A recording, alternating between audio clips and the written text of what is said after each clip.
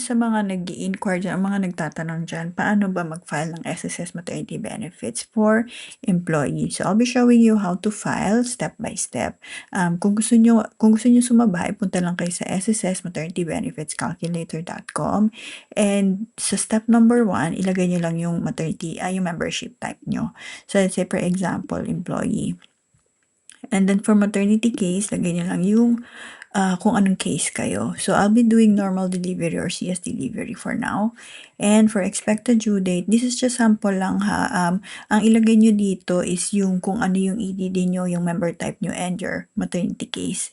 Show qualifying period. And for qualifying period, ang dapat na mga may hulog natin is January 2025 to December 2025. At least 3 months posted contribution para mag-qualify kayo kay SSS. Now, let's move to step number 3, which is your MSC or employee share. Ibig sabihin ng employee share kung magkano yung dinididak sa inyo ng employer nyo. Yung mismong dinididak ha ng employer nyo, hindi yung combined contribution. So, let's say for example, ito, 750. Copy to all and calculate. So, ito yung estimate na lalabas dito sa base sa contribution na nilagay ko. Now, that's step number 3, right? So, let's move to step number 4. So, sa step number 4, check lang dito kung nabayaran mo ba or wala kang na-miss na contribution from step number 3. And then, let's go to step number 5. Yan. So, sa step number 5 is filing of MAT1 or HR notification check. So, dito, you need to select, did you already inform HR or employer and give your pregnancy proof? So, dito, magsiselect ka kung ano yung applicable sa inyo. This is case-to-case basis ha. So, kung ano yung sa inyo, yun yung ilagay nyo. So, let's say for example, yes, I already informed HR. So, may follow-up question dito. So, select mo lang, yes, I have HR or SSS confirmation. Yan. So, kung halimbawa naman, no, I have not informed HR. So, may mga next action dito na isusundan mo lang or i-follow mo lang. And then, I have filed MAT1 myself. And then again, there's a follow-up question. Yes, HR or employer confirmed it, or no, HR employer has not confirmed yet. So, ayan, you have to follow lang kung ano yung next action na naka-indicate dito. So, let's say, yes, I already informed and HR confirmed. And then after neto, go to step number 6, which is yung DAM or yung disbursement account mo. So, usually, sa disbursement account, si employer ang nag-check nito. So, for employed or kasambahay members, the company usually handle the SSS Maternity Benefits payment route.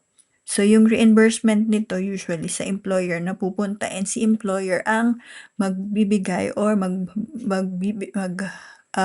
forward dun sa employee nila. So, what can you expect from your company? So, yan, basahin nyo lang to yung mga nandito. Hindi ko na to iisa-isahin kasi babasahin lang naman siya. And then after, you have to go to step number 7, which is MAT2 checklist. So, kung hindi ka pa nanganak, you just have to record this kung ano yung mga kailangan mong i-prepare after mong manganak. Usually, LCR certificate of live birth, kailangan certified true copy, and kailangan mo rin ng LCR OR or AR nung LCR mo, issued birth certificate.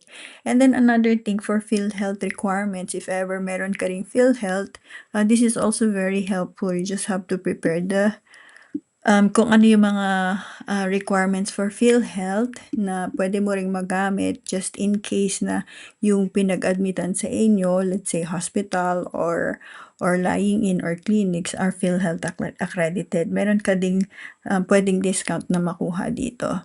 Alright?